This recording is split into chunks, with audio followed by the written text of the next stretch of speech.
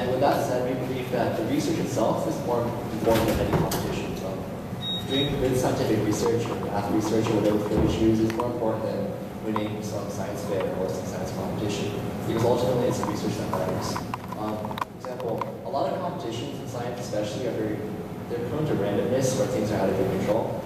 For example, at a science fair, you don't know which judges you're going to get. Everyone gets different judges. There's a whole bunch of judges, you get 3. And depending on the judges, you may or may not do well. So that's a large part of that is random and it's outside of your control.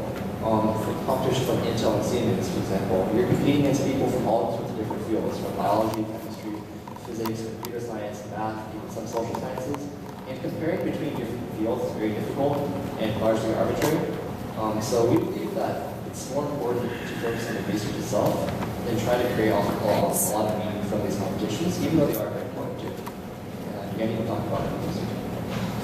Okay, so in terms of what makes your research successful, if your end goal is to try to win a science fair or become an Intel semi-finalist, there's only a limited number of spots for you to be able to place in. So if your view of doing a successful research project is with the goal in mind of achieving some competitive success, then you might not succeed. But there is a way for everyone to succeed in terms of research, is that if you go into research invested in learning something and gaining personal growth, and in terms of discovering a field of science that you're passionate about, or discovering that the field of science you thought you were passionate about that you aren't so interested in, and you might want to switch paths.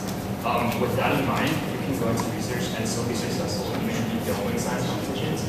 And in the recent years, with an extremely large competitor pool for college applications, a lot of college admission officers, they're looking more for these students who aren't necessarily on paper successful, but show maturity and that they can determine their own success through their mentality of approaching different kinds of challenges, and even when they have like so-called failures, that they can be able to get a positive outcome of it. And so, in that sense, truly successful research is, or Eric and I both think, is that if you gain something out of it personally and are able to do some personal reflection and think about the kind of experience that you gain.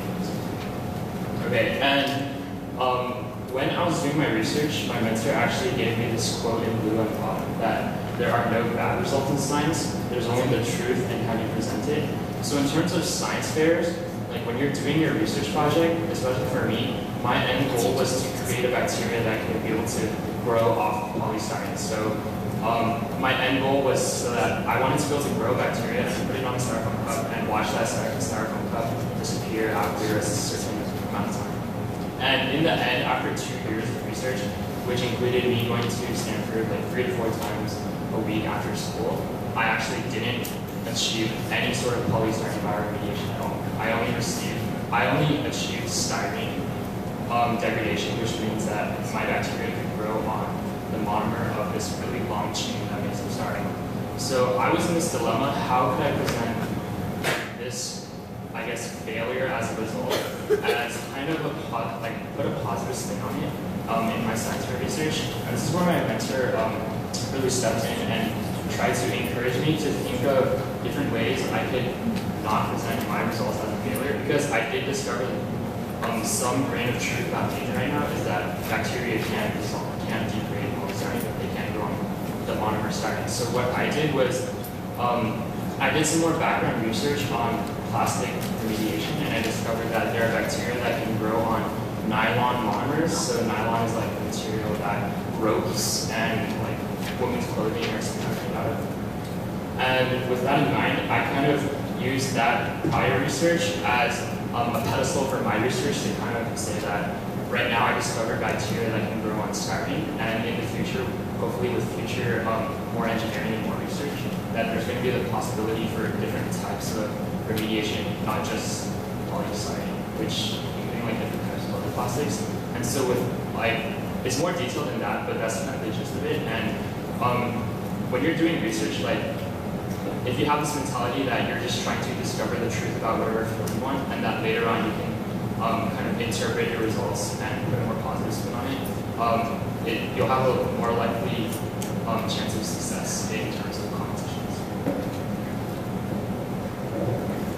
Alright, so this here is the scientific method. I'm sure all of us learned this at some point, middle school or high school. It's basically just the way that scientists approach problems that they come across in a very general form.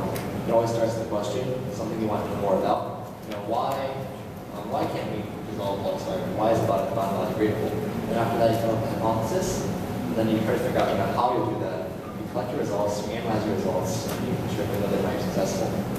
So we just thought that this is important because when you're doing science fairs and competitions, generally when you write your reports and such, everything will be presented in this format. When you start with hypothesis, you go on to your materials and methods, and then your experiments and your results and so on. So even though this is only a guideline, it's a very important guideline, and it's something you should try to follow when you're doing your research. So I guess more and more these days you'll see people who are doing research that they'll just join a professor's lab and kind of leech off the professor's current research as their own. And it's a really great way to learn knowledge, but if you're interested in coming up with an original research idea, it's becoming more and more difficult because a lot of research has already been done. So these are some of the ways that you can come up with original research topics. So the first point is to read literature, and by literature I mean scientific literature. So I guess a really good place to start for, I guess, laymen or people who aren't necessarily that keen on science is science magazines, including like Discover, Popular Science, Scientific American, even like computer magazines like Wired. They oftentimes have several interesting articles about current research that's being done. And when you read these articles, it might give you like inspiration towards new fields of research that you might be more interested in, and you might think of a new idea. So yeah. And then after you do your preliminary kind of like search through these basic literatures, you want to investigate deeper into science journals. So this is like the heftier part of science where a lot of reading and kind of more detailed English is found, and it's really hard to dig through. So two of the most prominent science journals right now are Nature and Science. And sometimes it requires subscriptions to access, but I know some schools will give students access to some databases that might give you access to these journals if you're looking for a specific one. And then next, of course, websites are definitely important to read in terms of like science research. So another place to get great medical literature is NIH.gov, which is the National Institute of Health. So this is actually a government program, and this is where a lot of current medical research is being published, and it's a great place to look for ideas that you might want to try out or improve. And then finally, even reading the newspaper daily can give you a lot of different original research ideas. For example, how I came up with my idea of trying to engineer bacteria to grow on polystyrene was that in 2010, do you guys remember the BP oil spill? So several months after the oil spill, scientists discovered that there were actually bacteria that were thriving in extremely large amounts inside the oil in the ocean. And so I thought if bacteria could grow on that oil, which is essentially a carbohydrate polymer, that they might be able to grow on other different carbohydrates, which include polystyrene and other different types of plastics. And so even just reading the newspaper daily, you might pick up an idea or two that you might want to investigate further. And then definitely you need to be textbook savvy too, because even if you have a great idea, if you have no idea how to implement it, or if your project is even possible, that's going to be a hindrance to you. So you need to be taking like advanced classes at your school in order to kind of develop the background necessary to even be prepared to carry out these projects. And Eric will talk about this. So another great place to look for research ideas is from other students in the past. I don't mean just imitating their projects, but rather if you ever drop by a science fair or say a presentation at the school science club, you'll often find students who present their own research, what they've done in the past, or how successful they were. And from there, it's often a good idea to think, oh, other students are doing this kind of thing. Maybe I should do this topic too. It's another way to broaden your interest as well. And also, joining STEM clubs and science club that club. Again, oftentimes you'll have students presenting. For example, on the science club, every other week almost, you have students presenting on their research they did over the summer or over the past year. And that's often a good place to ask them, how did they find their own research, how did they come up with their idea, and so on. I'm also talking to teachers and mentors, people you may know about life, anything really. For example, parents or friends. They're often a good place to you're looking for ideas. And lastly, just look at your own life. Are there any questions that you want to know more about? Is there anything applicable to you? For example, what I need to talk about. Yeah, so for my second research project that I talked about, kind of examining the efficacy of a pharmaceutical used to treat eczema, that was kind of like derived from my own experience because I've actually dealt with eczema since I was a child, so since I was like 5 or 6. So throughout that time, I've been accumulating like all these different pharmaceutical drugs, and I've always been interested in how these drugs work, like their pharmacokinetics, like how they interact with my skin, different things like that. And that kind of really drove me to seek out scientists that were doing research on eczema, and like scientists who are offering internships to high school students definitely like to see like genuine passion in high school students who do research. So oftentimes getting inspiration for a research project from like different conditions or kind of diseases that you're facing in your own life is often a great way to start finding ideas for like fields of interest that you might be interested in doing research. And also, like, I guess one new field that's actually emerging is Western research on Eastern medicine.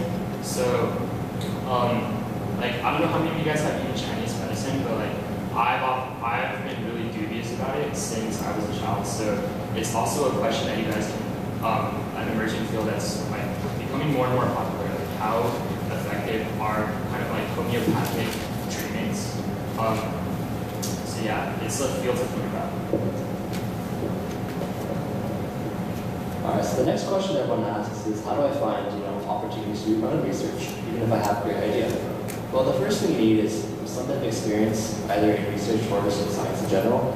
For example, it's good to have a good background in science before you try doing research. If you don't understand, the biology, the chemistry, or the physics behind your project, you're not going to be able to do it.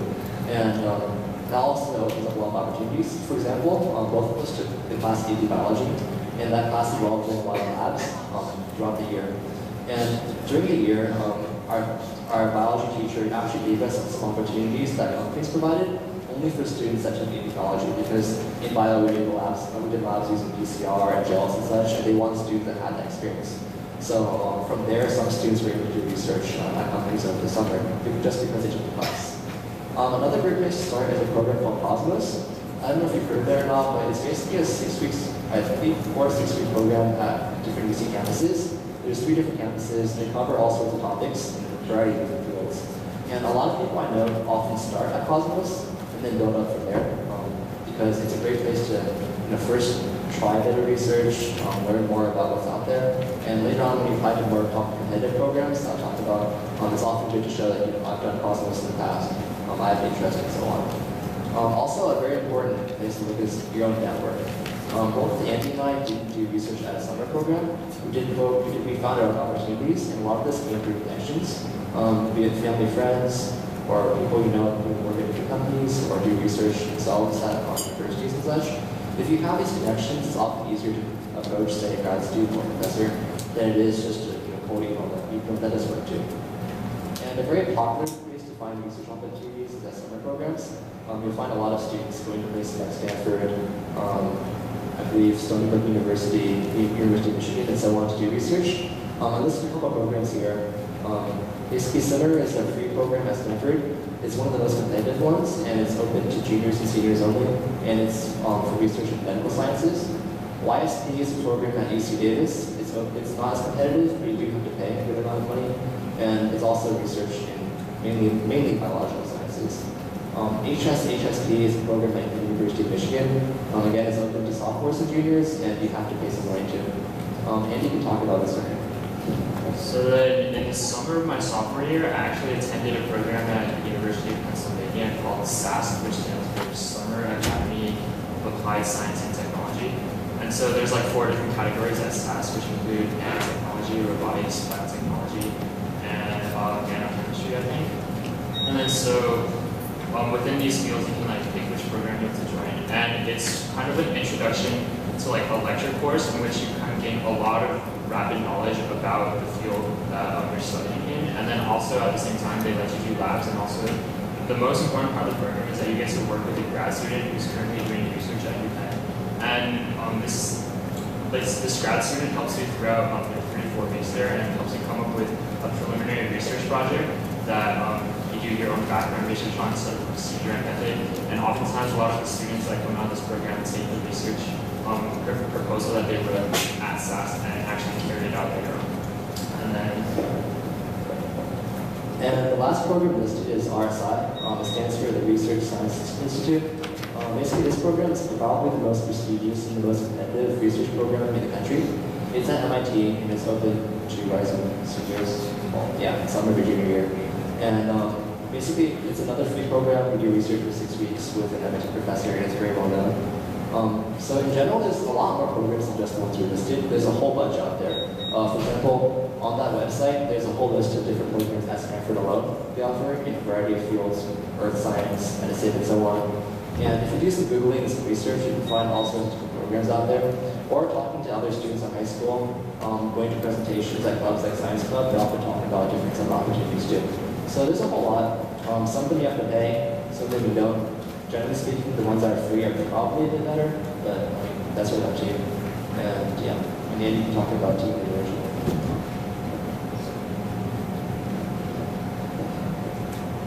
Okay, so I guess one kind of underused resource that a lot of high schoolers look over is Job Shadow. So because we live in the Bay Area, a lot of students' parents work at Stanford, UCSF, or like different kind of private tech companies that actually offer Job Shadow opportunities at your school.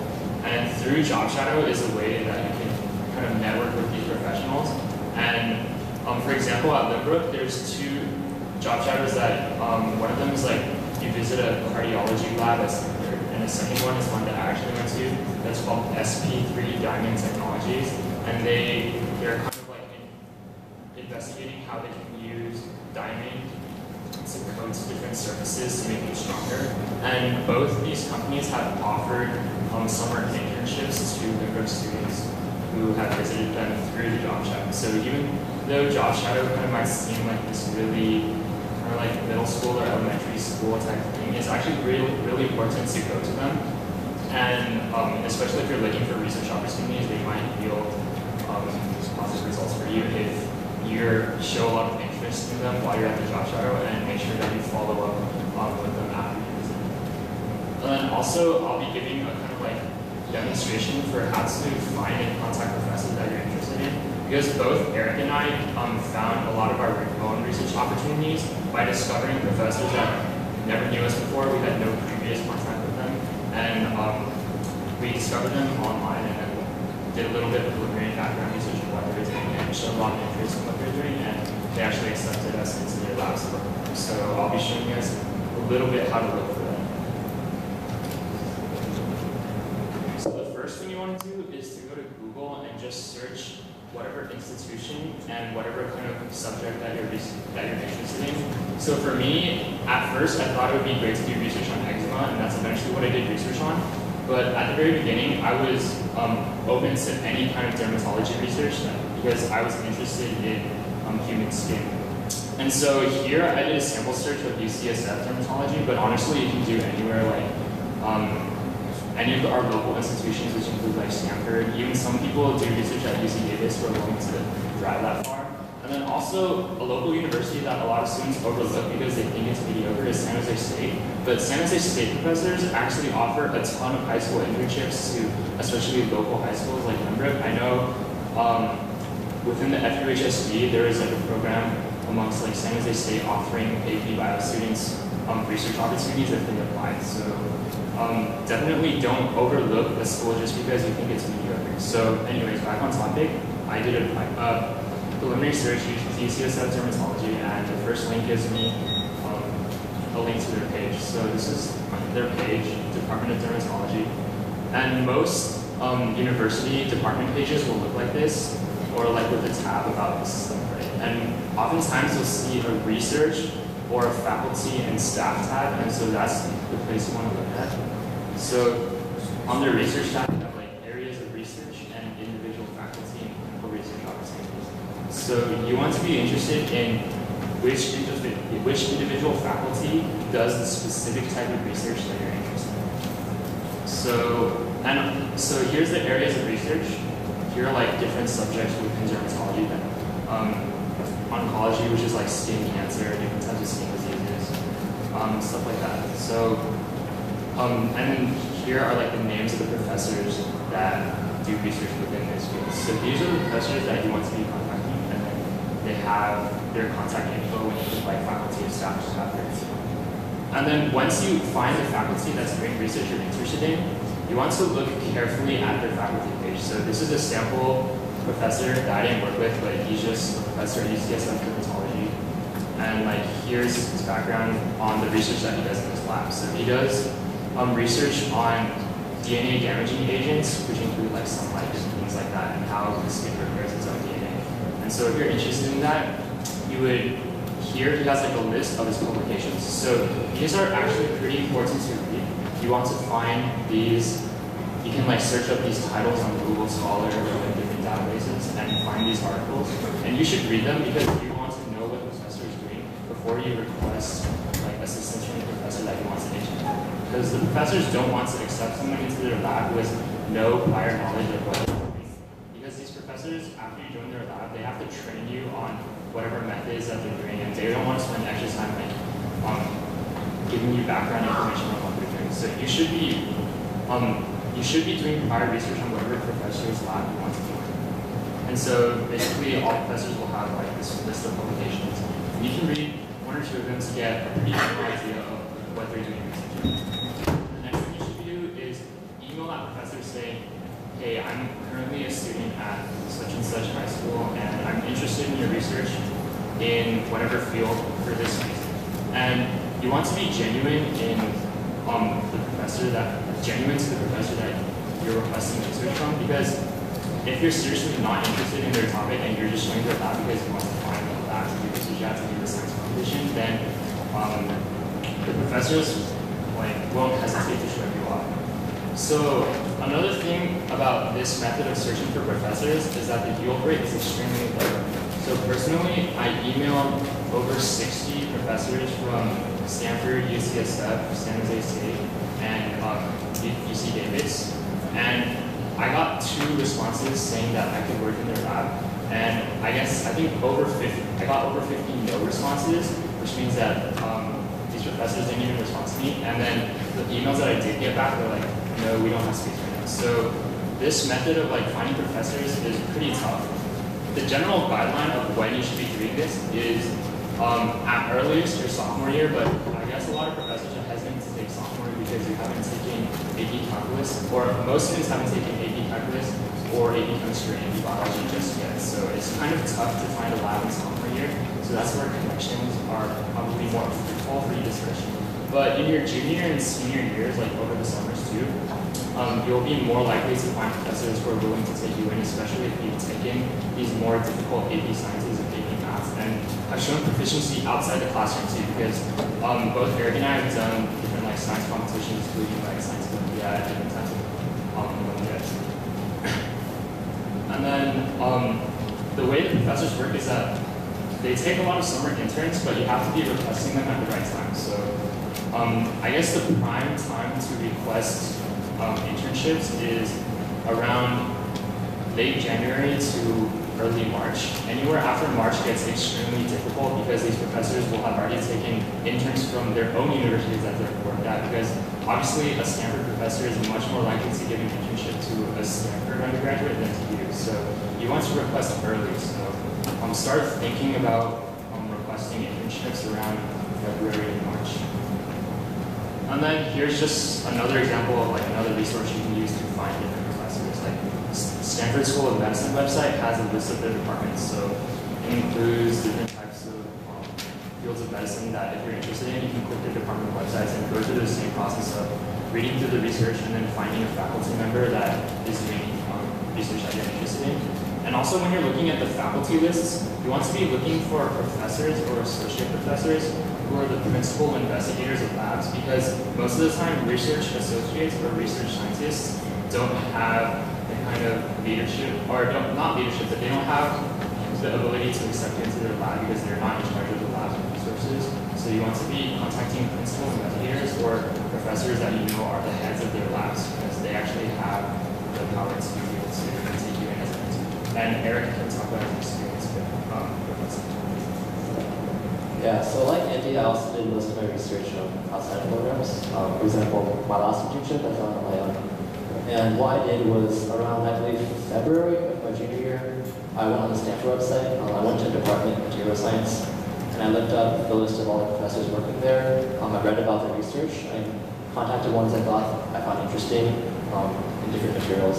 So I emailed about 20 different professors that time, and half of them did reply. Out of that, I think 5 of them said just no, don't have space. Another 3 were like, maybe, but probably not. One of them was like, maybe if you come back later. And the last person was like, yes, we can take you. So I got 1 out of 20. So again, like Andy said, it's not a very, your success rate isn't very high, but you can find professors this way, and it does work if you try. So that's what, I guess the most important thing is starting early. A lot of people around maybe March or April will realize, oh, I need to find an internship this summer.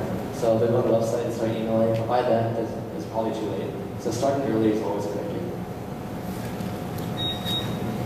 And then also, I guess, a unique thing about like where I did research was that I did research with the UCSF professor, but his lab was actually at the VA hospital in San Francisco.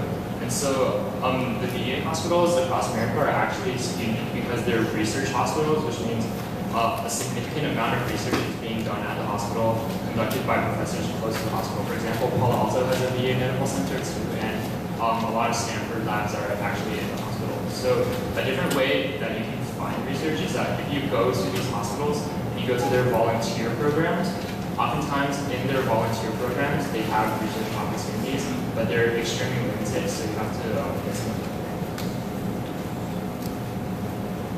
Well then, so next we'll be talking about science fairs. So both Eric and I did science fair for 2 or 3 years. And so our local science fair for our region is called the Synopsys Silicon Valley Science and Technology Championship. And their website is really easy to remember. It's science-fair.org. And basically, the way science fairs work is that you first compete at the regional competition. And if you win first place in whatever category you choose to compete in, for example, I competed in microbiology and Eric competed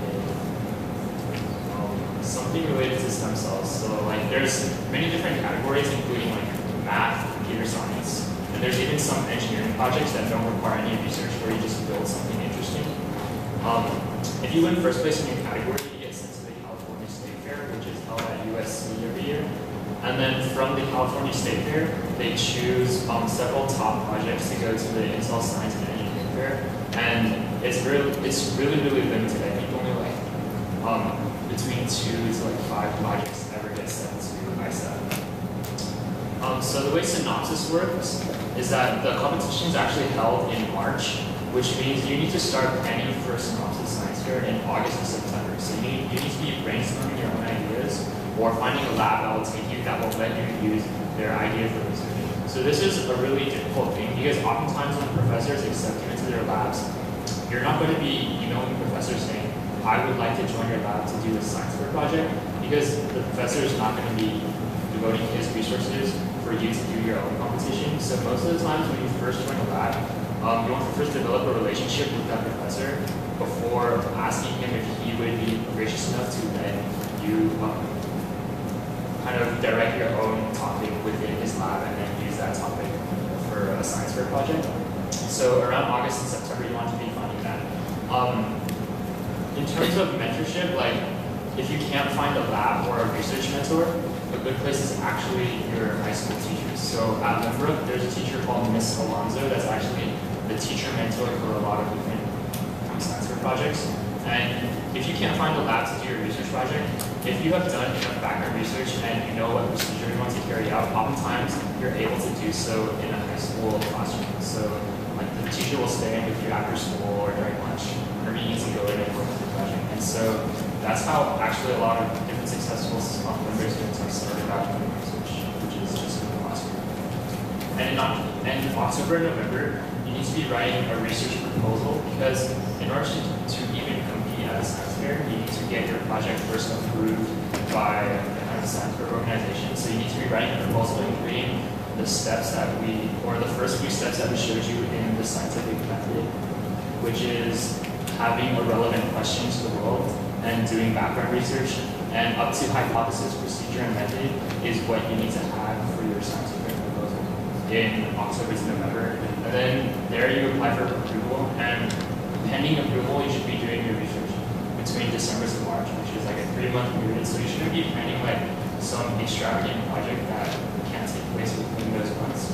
But if you are working on a more long-term project, a lot of students have successfully presented parts of their long-term project using the kind of strategy that I told you before, that there are no bad results in science, there's only the truth of how you present it. So they kind of just present what they have and try to find an interesting spin to throw in. And then the upcoming synopsis is science fair is going to be held on March 11th and 12th. So in order to register, you need to contact first, everybody needs to have a teacher mentor first of all. So like at their school, they have to have a teacher sponsor them.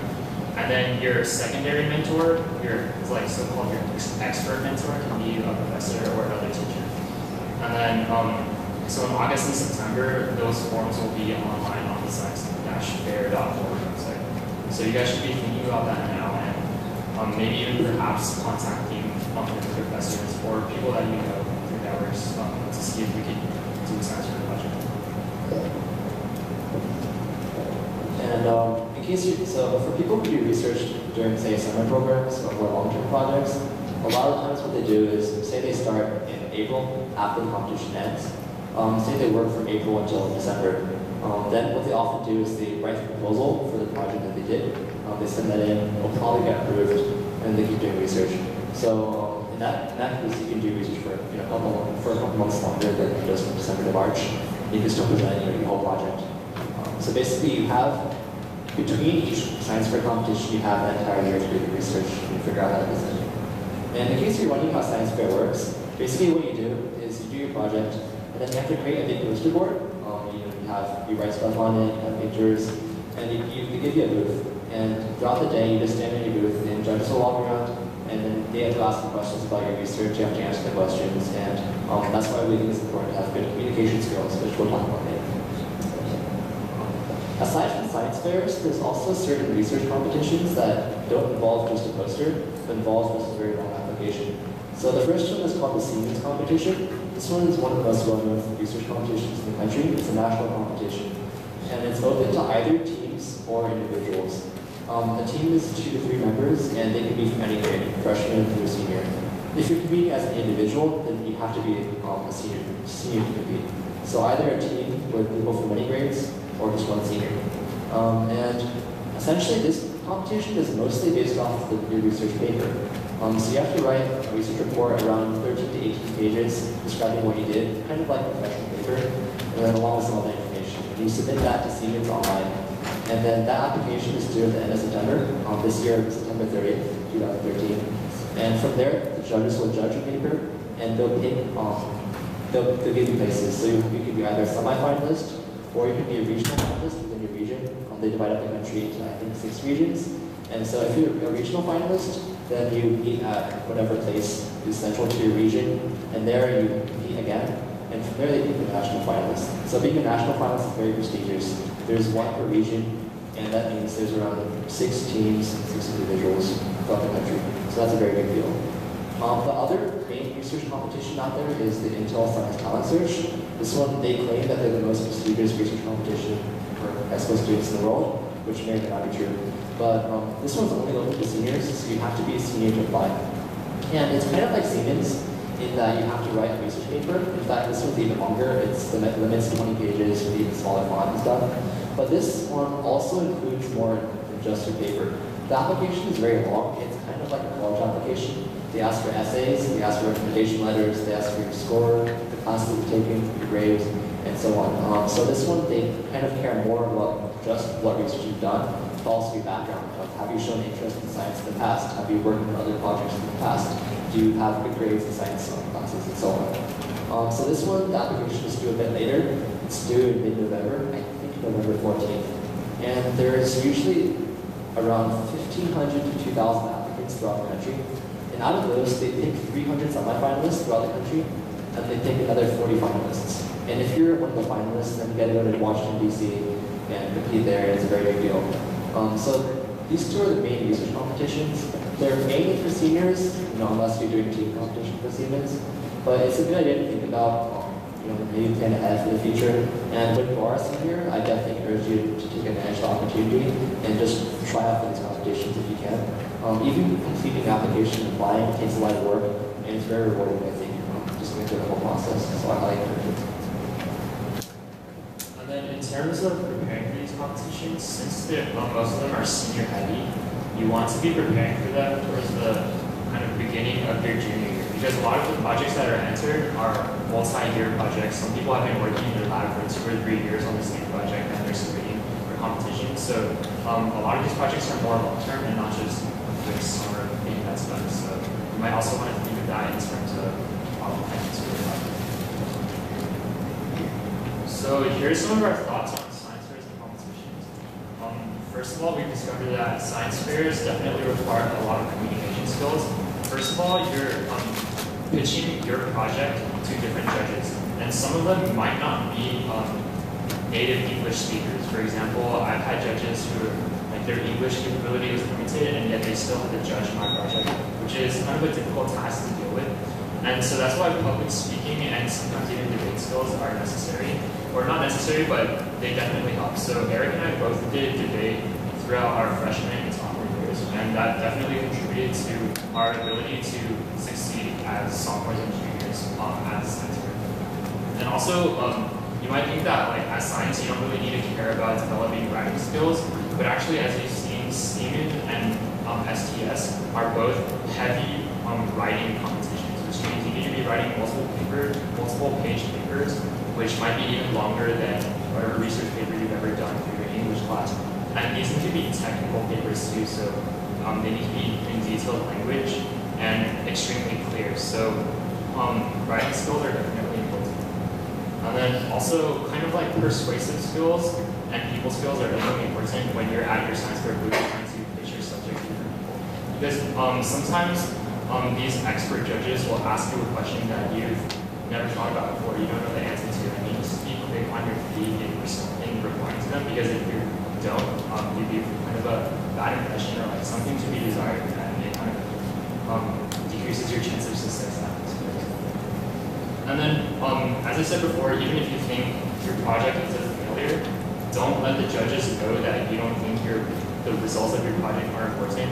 So for me, personally, honestly, having a bacteria that can degrade styrene is not that big of a deal, because styrene pollutants aren't that much in the environment.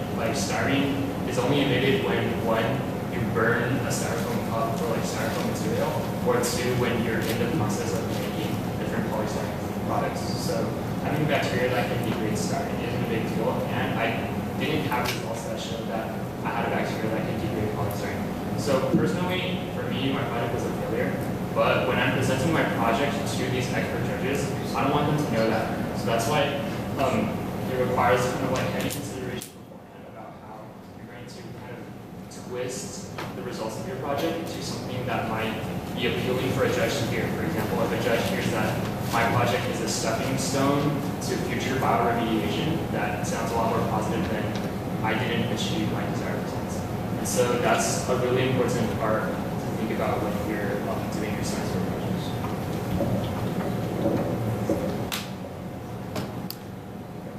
All right, so we talked a lot about research, science research, competitions, and all that. And now you're probably wondering, how does that all fit into college admissions, the bigger picture?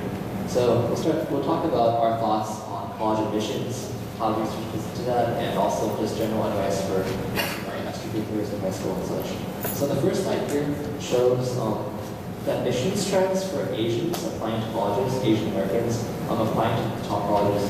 So this graph shows mainly the Ivy League schools along with Caltech. Caltech is the line in the group going up, and all the other lines are from Ivy League schools. Like Harvard, Yale, Princeton, and so on. Yeah. So as you can see, over the past couple decades, the number of Asian Americans is growing all the time. But for some reason, the percentage of Asians admitted to these colleges is not changing much, with the exception of Caltech. So what this means is that it's getting harder and harder for people to get into colleges. There's more and more people applying. You're not more likely to get in just because you're Asian. So With that said, what can we do about it?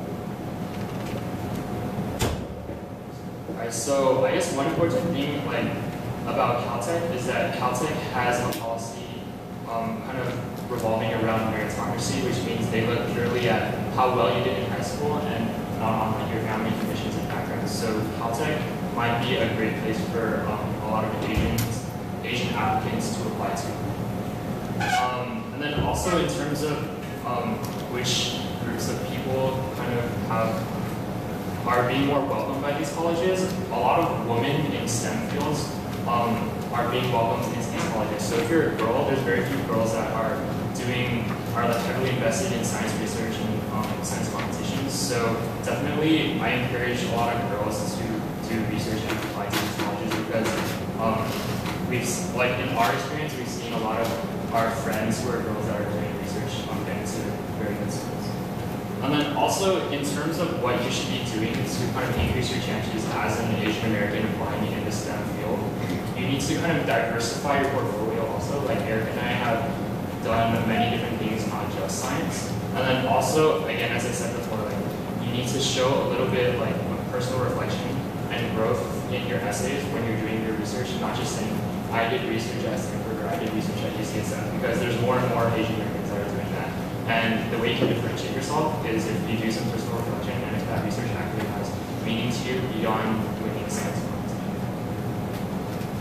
So then here's another graph that I compiled, which shows the number of applicants in the past 5-6 years and the acceptance rate at these schools. So you can see that the number of applications is rising extremely fast.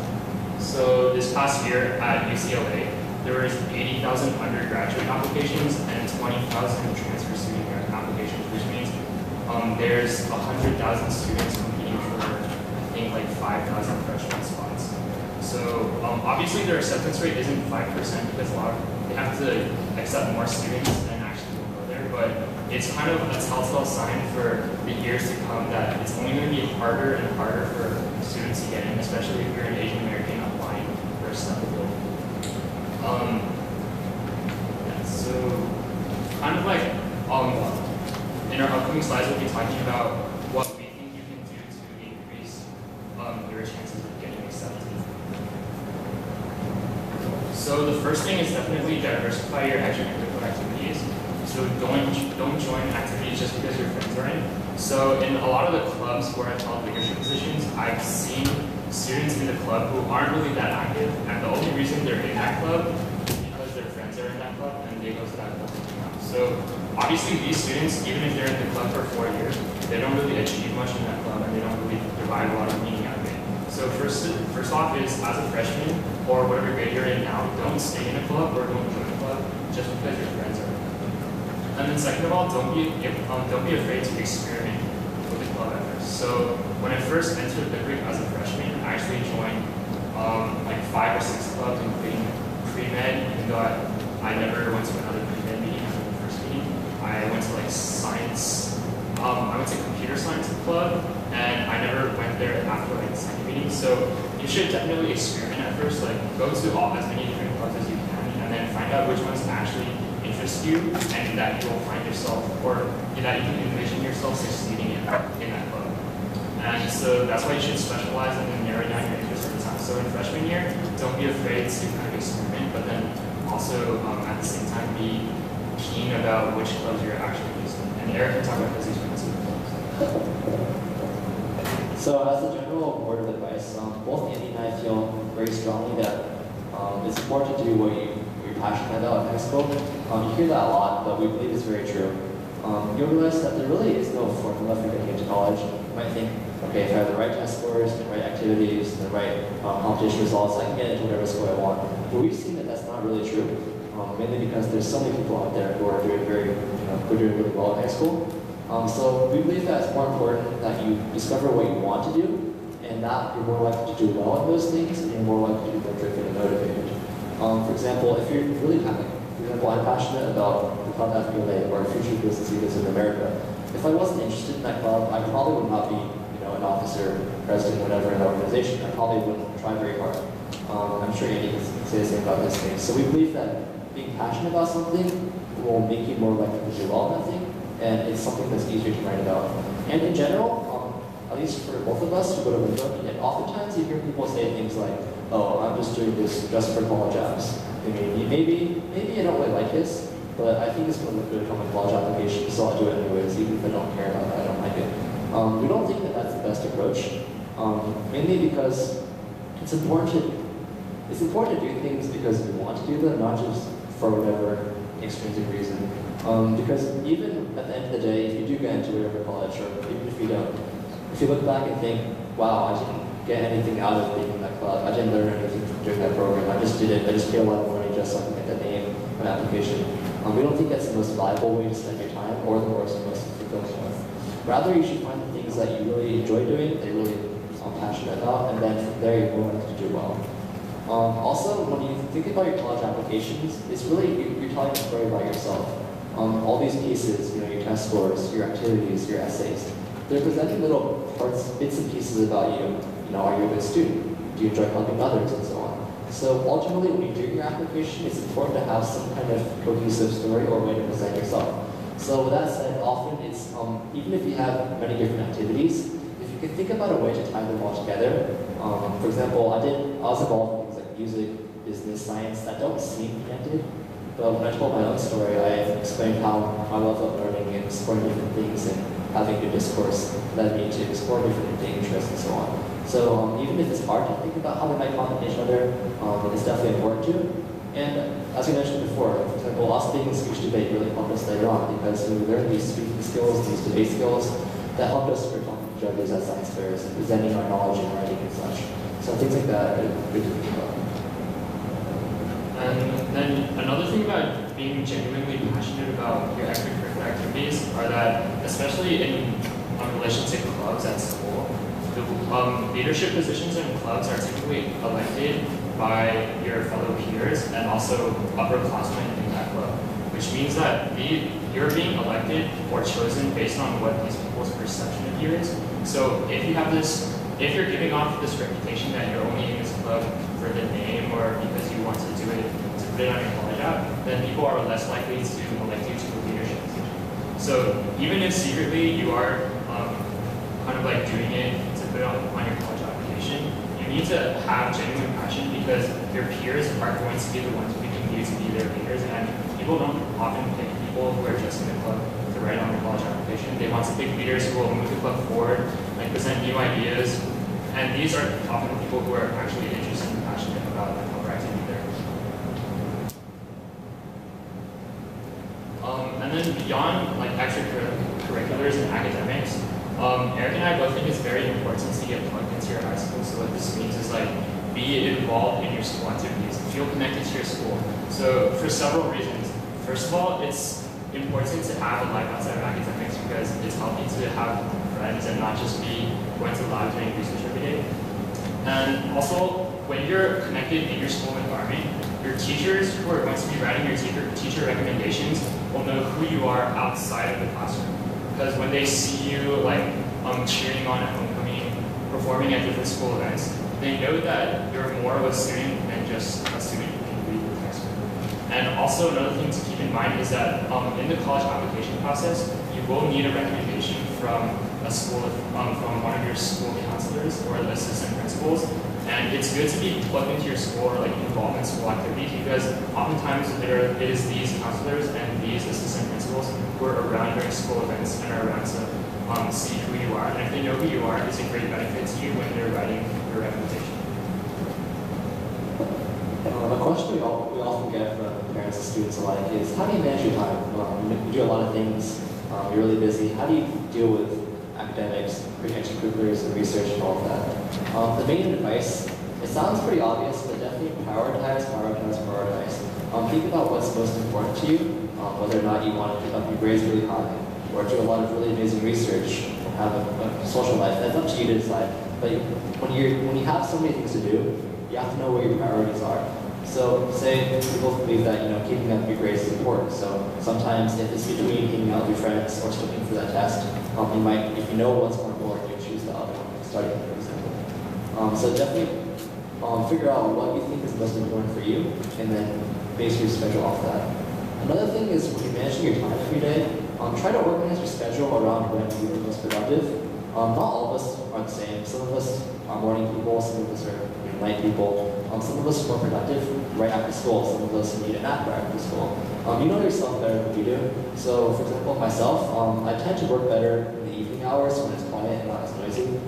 So oftentimes that's when I reserve a couple hours to do my homework and get things done. Whereas in the afternoon I might work on things related to clubs or things that don't require me to be quiet and concentrate all the time.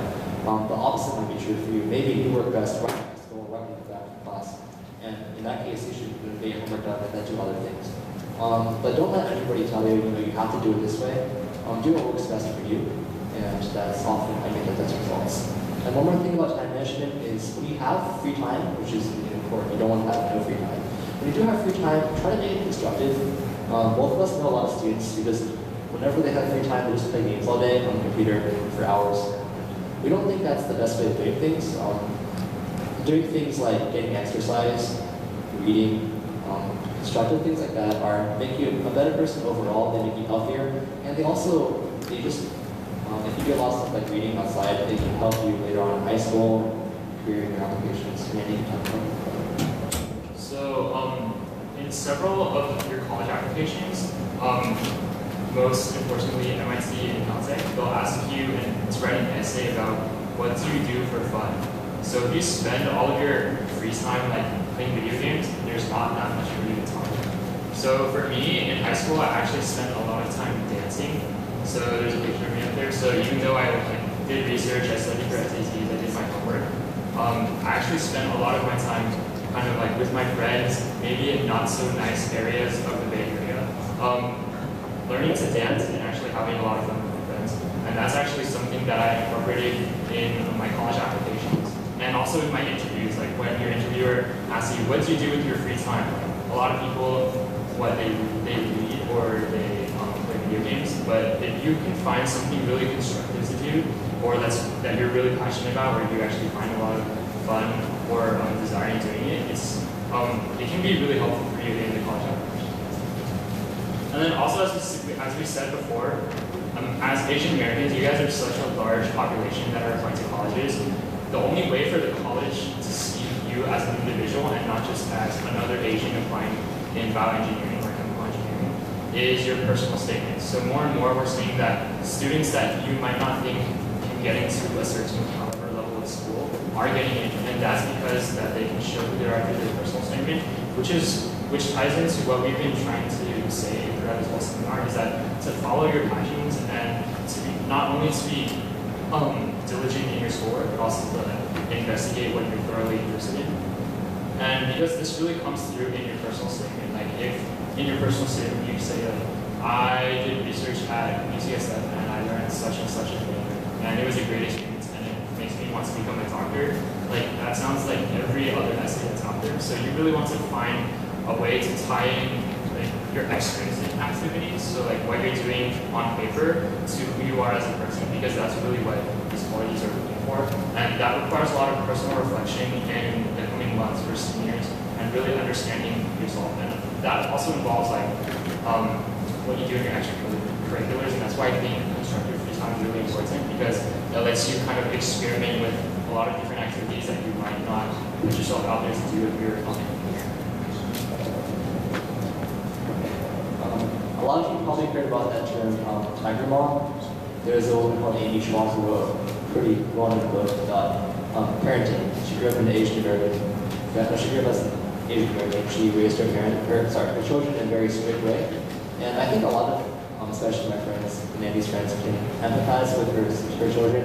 Oftentimes, a lot of parents like to be very controlling, dictating what they do with their time. And actually, both of us come from a slightly different background. We're both Asian American, but our parents aren't as strict as a lot of parents might be. They're relatively hands-off. At least for me, they let me do. They trust me enough to let me do what kind of activities I want to do. They know that I can get my homework done on time, so they let me. They don't always try to budget my time for me. Obviously, they have guidelines and limits. Don't be out past the really late time or stuff like that. But they're relatively hands-off. They let me explore my own passions, my own interests. And I think that turned out pretty well. I'm not telling you, how you should raise your kids because I'm not in that position, but I want you to consider that maybe being very controlling and being a helicopter parent isn't always the best approach. Maybe it's best to let your kids figure out what kind of interests they have, be it art, music, dance, literature, science, math, whatever it is, and then support them from there. I'm not saying, we also know people whose parents aren't involved at all in their life. They don't know anything about their kids. The kids fall into all sorts of destructive habits, it's not good for them. That's not the case either. It's like a spectrum from too much control and not enough control, and somewhere in the middle is what we believe is the best balance. Okay, so I guess in the advertisement for the seminar, it said that we both use college counselors, which is true. We did all of our applications by ourselves, and this is because the primary reason for this is that we don't think that private counseling is a guarantee. Because I guess you've seen a lot of successful results of students getting into Harvard and things like that use private counseling, but know that those results aren't guaranteed, and also that these private counselors are in counseling for a business, which means that they select and choose students that they know have the ability to get into these schools. So it's not like getting into these schools is a miracle. These counselors, you can choose which students they want to counsel. And even though there's plenty of counselor success stories, know that obviously counselors want to flaunt their success, and there's many students like Eric and myself who have been pretty successful in the college admissions process without using a college counselor.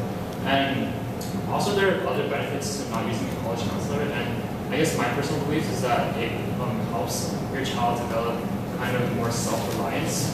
So being like my parents, I'm the oldest child in the family, which means that my parents didn't really know that much about the college application process, which means that I pretty much went on the college application process on my own. So I figured out what schools I wanted to apply to, how to answer their essay questions uniquely and creatively, which required a lot of personal reflection. And also, I think that a counselor is sometimes a crutch because they want you to twist your extracurricular activities or your passions to convey a side of you that you might not think be there or that's not actually there.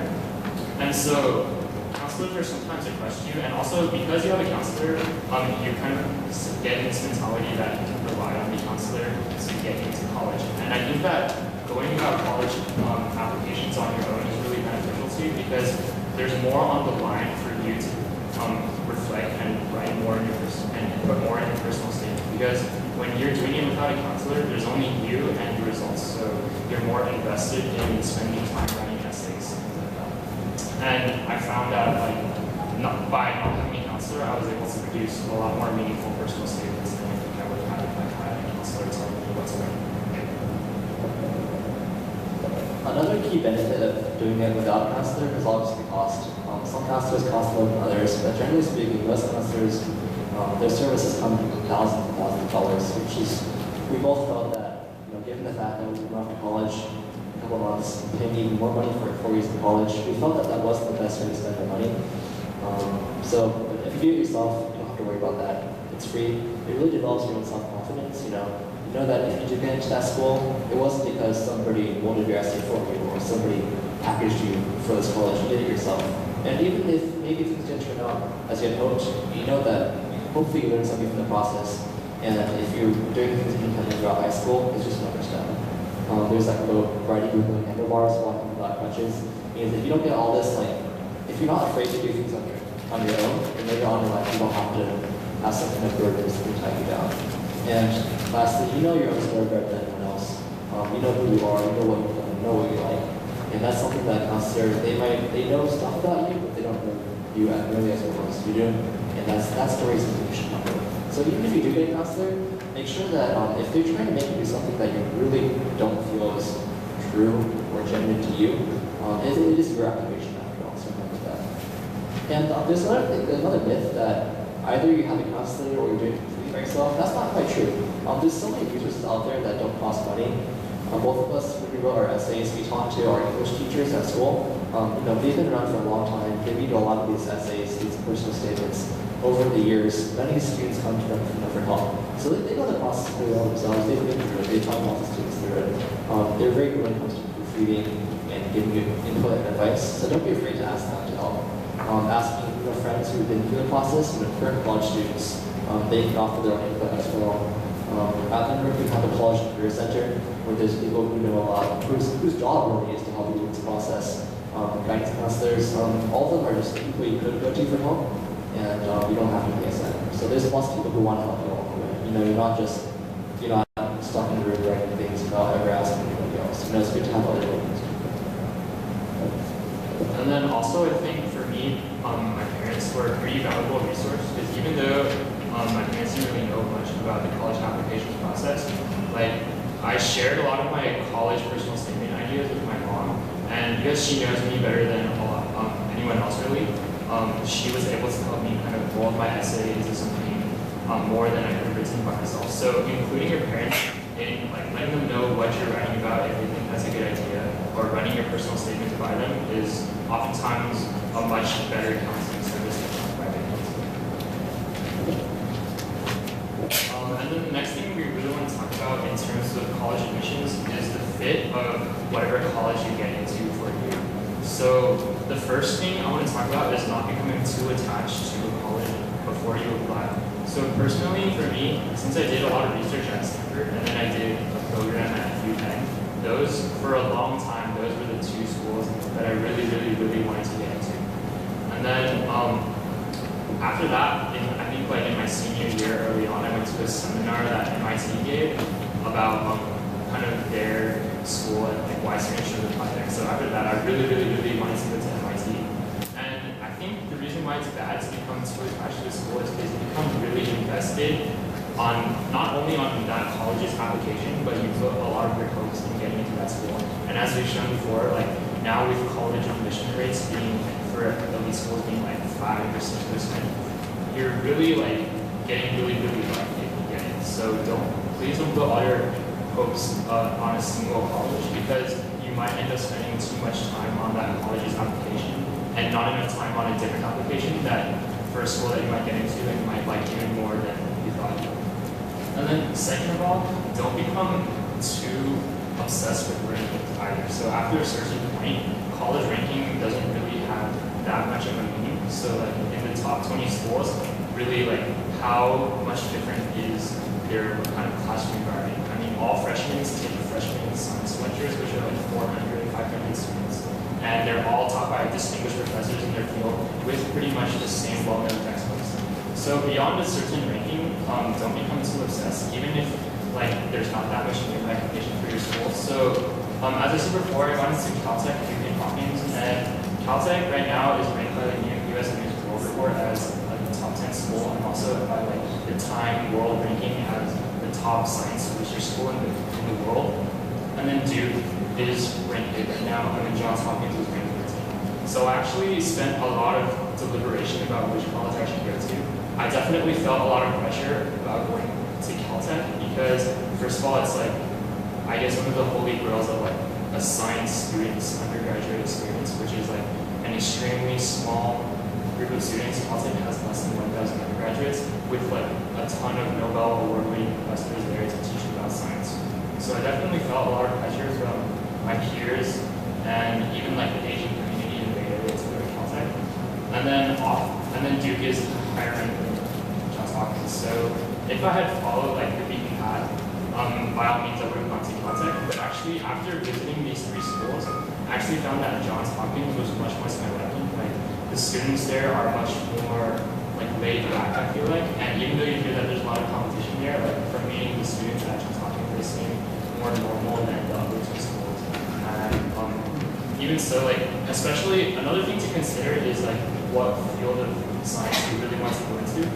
So for me, since I wanted to do biomedical engineering, Duke and Johns Hopkins have much stronger programs and much more established programs than Caltech. So even though Caltech is great for fields such as math, physics, computer science, their bioengineering program is actually not that established, mainly because they also don't have a hospital on campus. So any like biological or like medical research that goes on there is difficult to kind of put into experimentation. So that's why Johns Hopkins and Duke were stronger choices for me. And then after visiting both, I decided that Johns Hopkins was a better choice for me. So for students out there, like don't become too obsessed with what rank school you get into, or like even when you're applying, don't just apply to top ranked schools because they're top ranked. really kind of explore the school's programs, talk to students who are there, especially if you know them, and see what they have to say about the school. Because oftentimes, ranking kind of like obscures our vision about what the school's experience is really like. When you do get into the three different colleges, you try to choose between them. Oftentimes, small things do matter. For example, different activities they might have there, this can include, say, the music, with the art, the dance programs and such. Location, if you want to live in the Northeast, or the Southwest, or Pacific Northwest, wherever, stuff like that. Little things that a ranking can never, really, you can never rank, but it's really a matter of personal taste. Those things do matter too. And I guess the last thing I want to leave for you guys before we go into Q&A is just not to treat college as simply a name or simply something that's going to boost your career in the future, help you make 6 figures, buy a nice house and all that. Really, college is an expensive investment for your future, and it's also the place to spend the next 4 years of your life. So think about high school. That was 4 years right there. Imagine another 4 years in this place, potentially anywhere across the country where you're meeting lots of people, probably deciding what type of career you want to pursue, what type of job you have in the future. It's a very important 4 years as a young adult, and it's really potentially a good amount of your younger life. So we just want to leave you with that. College is important. What school you go to does matter, but it's not the end of everything. And really, it's a matter of how you want to do it. We're now open for questions on the note cards.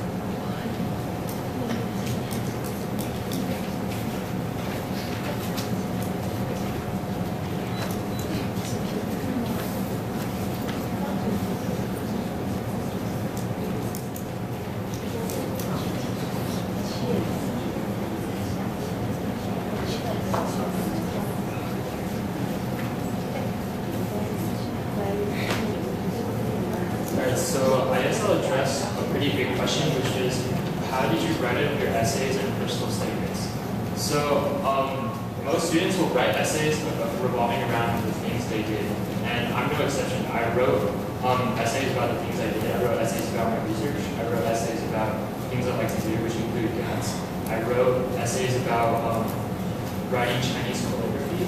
And the thing you need to think about before writing these essays is like whether or not your essay will sound too cliche. So obviously a lot of science students will write essays about research. So the way I kind of tried to put a unique spin on my personal statement about doing research at UCSF was that I talked about how doing research on a medical condition that I had myself really kind of impacted me on what I thought about that condition and about helping other people with that condition, and also about understanding a little bit about what I was putting into my body and things like that. And also about, I think kind of discussing how even though I'm still fighting this kind of skin condition, that in some ways I was able to understand it more by doing research about it. So it's really, you can find interesting spins to put on your different activities like that. So I guess in terms of how I would begin writing it is first look at your activities that you've done through high school, because that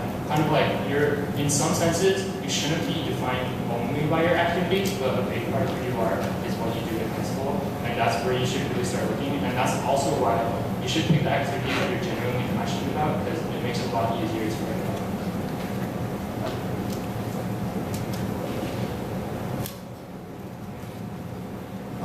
For me, I guess I had the dilemma of how to fit together the many different pieces of my application in a single personal statement, I suppose. And for me, what I came to ultimately was I figured that I have a resume, they know what I've done. I have my test scores, they know what scores I've gotten. They have my transcript, they know what classes I've taken. And I have my rec letters, so they know they have my teacher's input. They have all of that. And then they have this one essay, the personal statement that all the colleges read.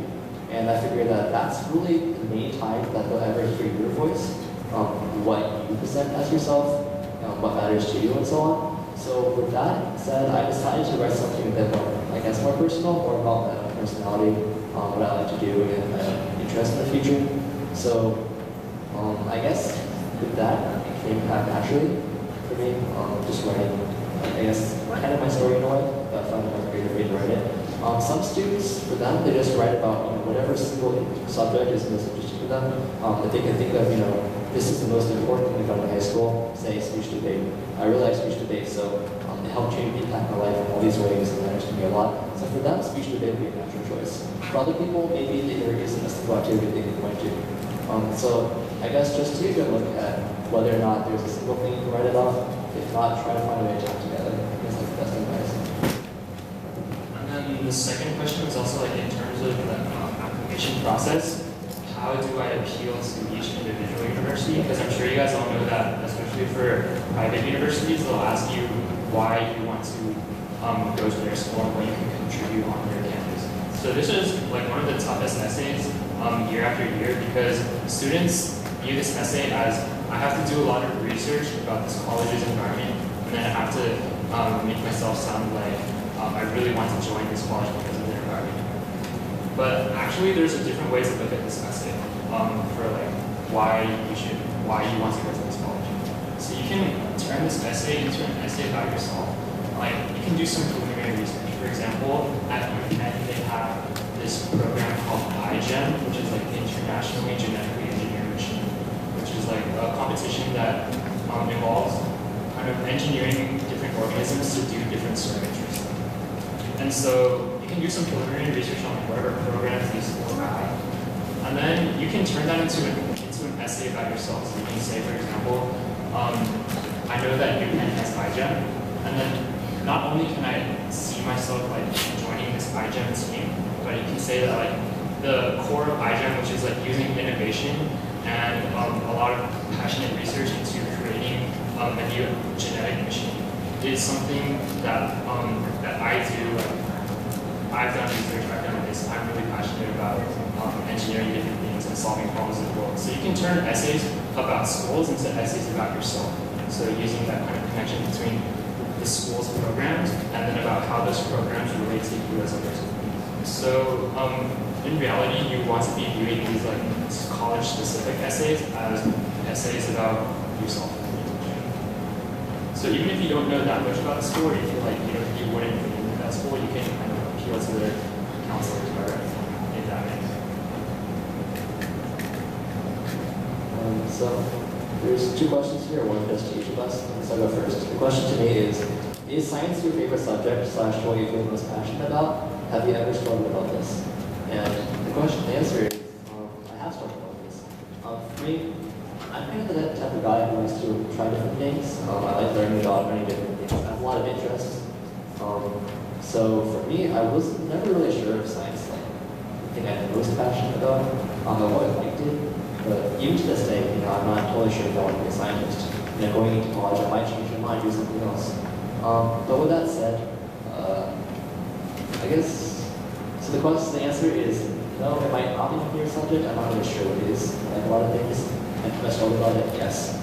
But I guess my story is more of an inspiration for people who find themselves struggling with many different interests. Oftentimes you hear colleges like well-rounded people, and then sometimes you hear colleges like people who are very specialized. I think either approach works. I think I see it myself more as a other type. I've done a lot of different things. I'm fairly accomplished in some of them, but there's not like a single thing in my application that is like obviously the most important. So it's possible to get into college like that. It might be a little bit harder when you're learning your essays, but it's definitely possible. So for me, as I mentioned before, I didn't focus on any one activity in my essays. Sometimes I have multiple essays, some supplements that have you write different essays about different things. Then I cover, some of the important things in my application, some sort of different activities. But ultimately, with my personal statement, I strayed away from my activities as much as research, if that helps at all. And then, so a question that I'm getting is, how do I manage my time going, like during the school year when you do research? So both Eric and I did a lot of research during the school year. So the first thing that's most important is transportation. So I was lucky enough to have a mom who works at home so she could drive me. And then also I tried to get my driver's license as soon as I could so I can drive myself. And Stanford is actually closer than you think. If you organize your school schedule so that you don't have a 7th period in your junior year, you can actually leave school at 2 o'clock and then get to Stanford by 2:30 or 2:40. And then that leaves you with a good 3 or 4 hours of research. So that was what my schedule looked like for most of my sophomore and junior year. In my junior year, I didn't have a 7th period, so 3 or 4 times a week, depending on what lab results I needed, I went to Stanford between anywhere from just a quick drop-in to check on my bacteria for like 20 minutes to doing like experiments around 7 o'clock and then having to drive back.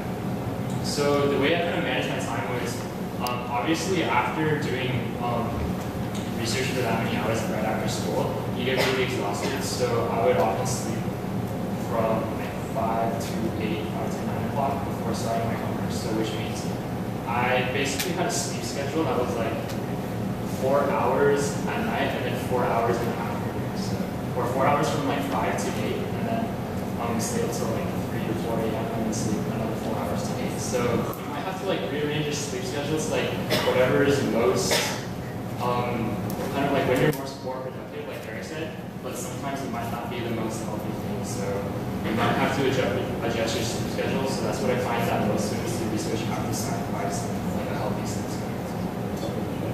But as a disclaimer, we don't have to sleep like that to research. Like I can think of people who've done a lot of research who sleep at 11 every night, wake up at 7 or so. It's really a matter of how much you have on your plate. Because as you mentioned, both of us, research is in our own interest. We do clubs, we take a lot of AP classes and such. So there's a lot on our plate. Some people, they know that they like research and science, so that's the main thing they do. They don't have a whole lot outside of that. So if you're going to do a lot, know that you're going to be busier and you might have to sleep less. But it's, you don't have to. Sometimes, as a personal advice, I find that a lot of students start taking naps in the afternoon, which is pretty common in like junior, senior year, I think. But not necessarily the most healthy, especially if they're very long naps. So it's also possible to like take that nap time and just like instead of like napping, sleeping earlier at night or waking up later in the morning. But it's a matter of how you wish. And another thing about time management is that when your grades are really high in your classes, you have less stress about like what you want to do. So I guess like a common thing between Eric and myself is that we both had pretty high grades in most of our science classes, which were like kind of the root of the time that we spent on homework and things like that. And like by really focusing on your grades and keeping them high, you can sacrifice a little bit of time after school to go do research because then you don't have to worry as much about like, oh, I need to study so much for this test. So I guess like right when the school year starts, really be focusing on keeping your grades high.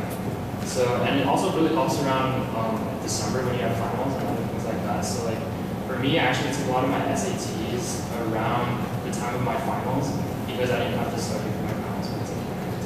So, I guess another question that we got is that what are our scores and kind of like us in terms of numbers. So, just a disclaimer before I tell you guys my score that like there are a lot of low scoring people who like through their personal statements that like have shown a lot of promise to top tier universities and they've gotten in. But for me, I think my scores definitely contributed to me as an applicant. I got a 2390 on my SAT. I missed 10 points on critical reading. And then another thing about SAT is that you can take it extremely early. I took my SAT in December of my sophomore year because during the summer of my freshman year, I actually studied a lot and I took a class for SAT. And then during my Thanksgiving break, I actually turned off my computer and Thanksgiving break for us is 4 days. So I did 2 tests every day, which is 8 hours. So I put a lot of time into SAT early on so that I can get it out of the way. And then in terms of SAT 2 subjects, most colleges require math level 2 and then another science subject in which you're majoring or applying. So I applied bio. So I took SAT 2 Chem and then I also took SAT 2 bio. Is it true that math test is? Yes, math test level 2 is much more valuable than level 1. In fact, some schools require that you take SAT 2 math level 2. For example, Caltech requires that. And honestly, if you've taken up to AP calculus, there's no question in the SAT 2 math test that you shouldn't be able to do. So yeah. Actually, in regards to math level 2, you don't even need to take calculus. The math they cover is up to around algebra 2 trig degree calc. So for a lot of students, they can take it as early as their freshman or sophomore year, maybe junior year as it is. And the other thing about math level 2 versus math level 1 is that the curves for the different tests, the different SAT2s are different. So for some tests, you can miss a lot of questions and still get a high score. Or for some, you can only miss one question, that's 20 points gone. And math level 2 is one of those tests where you can miss around 4 or so questions and still get 800. Whereas for level 1, if you miss one question, you probably already missed that. So with that said, we don't think level 2 is even, from a curve standpoint, it's quite hard. And then I got questions about SAT2 subject tests. So I took 3 SAT2 subject tests. I took math level 2, chem, and bio. And then the way I planned it is that I planned each SAT around the same time that I was taking the AP test for each one. Because the AP test, even though it's easier to get a 5 than an 800 because you can miss more questions, the topics in the AP are covered much more in depth, so you have a greater understanding of it, which makes SAT2 a lot easier. And in terms of scores, that's how I got 800 on all 3 tests. And beyond a certain point, I think scores don't really matter that much. I think if you test above 750 for each of these subjects, I wouldn't take them again. And a lot of my students who have gone into top tier schools don't take tests again, even if they score like 760 on bio and they want to make it fun. And then in terms of AP courses, I did AP Bio and AP Physics, and then I also took AP Japanese, AP Stats, and AP Calc, and I think AP Language and Composition, and I chose not to take AP English Language in my senior year because I felt it didn't really contribute to my application as a whole. And then also, I guess for rising juniors, or people who will be juniors in a few years, a lot of people will say that you should take AP US History, and Eric took AP US History. I think he has a genuine interest in it. But for me, I didn't have an interest in US history. And since I knew in my junior year, by then that I was already interested in bio and I was already interested in medicine, I chose not to take English because it would have made my coursework a lot harder and which would have taken away time from research. So I guess the corollary to that is that if you do take easier classes like I did, then spend your time actually doing something like research after school or something like that. So that's also a way I did time management, was through picking my courses like in a way that fit what I was interested in. Me? I got 2380 in my SAT. I lost 20 points in the paper reading. Again, like Andy said, I mean, we both of those students who've gotten into like top 10 universities with 2250, 2200, around that range, around that level. Again, after a certain point, the scores it has a lot of chance on which test you happen to get, and it doesn't really know that much. Especially nowadays, if you look at the trends, a lot of colleges are saying that they value this test less and less. So we'd say, you know, if you can reach a certain benchmark that you think is good enough, then don't waste your time retaking it. Like if you hear people like, oh, I know you should retake it, no, don't bother, it's a waste of time. For SAT2s, I ended up taking 4. I took math level 2, chem, US history, and bio. And so same as Andy, except I also took US history. And I got 800s on 3 of them and 780 on 1 of them. Again, mainly because I also took the corresponding AP classes. You know, I took AP US history, AP chem, AP bio, and are on the same. So when I was studying for the AP test and studying for finals, that's also when I chose to take the SAT2. So it really, I didn't have to study much at different times of the year, just around May or so for me. And in regards to AP courses, so I've actually taken quite a few. At Lindbergh, I ended up taking all the ones, basically all the ones that I could outside of AP foreign language. And then for some, alright, so I also ended up taking some AP tests outside of school. So back when I was a sophomore or junior, I used to think that it's really important to take a lot of extra APs because people from other schools, they have more APs available to them. Especially some schools, they can start taking APs as soon as freshman or sophomore year. And at Lindbergh, at least that's not the case. So I felt fine to keep up with these people. But looking back, it really wasn't necessary at all. I know one guy who took, I think, 21 different AP tests. He's been at the University of Illinois. And I know people who have taken fewer than me and went to great schools. So I really don't think APs matter as much as people make them out to be. if you're like generally in like the top area of your class and you're keeping up with them in terms of coursework, then you're on the right track. And oh yeah, the other thing about scores is that what a lot of people don't realize is getting a lower score on a test isn't that bad on a college application, mainly because you don't have to send in your actual score report. The way it works is when you do your application, there's a section where you report your own AP scores. So if you get, say you don't start, you get like a 1 on one of your tests, which is the lowest score. In that case, you don't have to report in your application. You can just choose not to mention it. Whereas for SATs, if you do get a bad score, you're forced to report that. So don't worry too much about your AP scores like being bad. Like if you won't hurt your app, but obviously you won't bump your app either. But that's why we believe that you shouldn't cancel scores at all, even if you think you got like a low score. Because if you did get a good score, then good for you. If you didn't, you don't have to report it. And I guess another thing in regards to testing overall is that studying for tests takes a lot of time. So you have to do it equal cheap. Like you have to do it once. Like I feel like a lot of my friends who have to take SAT multiple times again and again, like they spend a lot of time that they could be doing other things studying for SAT, and that's really kind of like a time drain on them when they could be doing more valuable things. So I definitely think that if you sign up for a test, you need to do all that you can to maximize your score. So for example, when I signed up for SAT in sophomore year, I decided that I was going to study as hard as I could. So I did at least one section every day, so that's at least 20 minutes every day on SAT. And then on the weekends, I told myself that I would do one complete test, which is 4 hours. So I guess like really dedicate yourself when you are preparing for the test so that you only have to take it once and that you have a lot of extra time for it. Alright, so this question is about specific things that parents do to help us achieve success. So for me, as I mentioned before, my parents are relatively hands-off. They're not involved in everything I do every hour of the day, but they do some things to keep me on the right track. So for example, while I'm doing in high school, we'd sit down, try to plan out our schedule, and figure out what classes we want to take and when. We'd like try it out. Freshman year, we're going to take this. Sophomore year, we're going to take this, and so on. And I guess that's kind of like a trend throughout high school. We just talked a lot about, I guess, things I want to do during the summer, long-term plans, stuff like that. Just having that conversation. They usually never try to force anything. Like they're not saying you have to be a doctor, you have to be a researcher or whatever.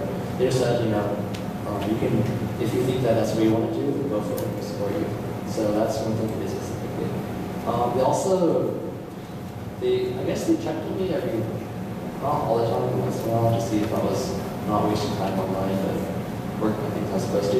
And another thing they really did that helped a lot was basically just support what I did in the form of transportation too. Because a lot of activities and research, you have to get places, and I couldn't drive until the end of my senior year. So that means I had to get there somehow. And that usually came in the form of either coming back from work to drop me off somewhere, or just driving like half an hour to get to Stanford or whatever. Things that really took up a lot of their time, but really helped me out too. So just being supportive for your child too, and spending time that way really helped me. And then I guess for me, a really great thing my parents did for me is that they actually didn't put a lot of pressure on me to achieve like the maximum. So like they didn't really tell me to take the classes I did. They always advised against me taking harder classes. In fact, now when I do course selection for college, they want me to take easier classes so I can have more free time in college to actually do well. And that's actually what they did throughout all of high school too. So Eric and I actually ran out of math classes at Lindbrook, and so I had to take multivariable calculus in senior year. And my mom was actually really against me taking it, and I actually got a B in class. But that kind of like is a testament to, I guess, how laid back my parents are in terms of like what they want me to do and what they sign me up for, because they actually think that is better for me to like do what I'm genuinely passionate for rather than force me to do things. And I guess the one thing that really actually forced me to do was, I guess in middle school I really hated piano, and they forced me to do piano, but in the end, like as I gained more maturity and as I became more laid back, I discovered that I could actually really enjoy piano for myself. So I think a great thing that parents can do for the kids is, as Eric said, like don't force them into things. Don't like sometimes you might, like for really stubborn kids, you might need to like sign them up for a class or something like that to like kind of get them interested or like pique their passion about something. But in general, once they find like their track in high school or like what they want to do, try to like just really encourage them to be self-motivated to do the only things they want to do.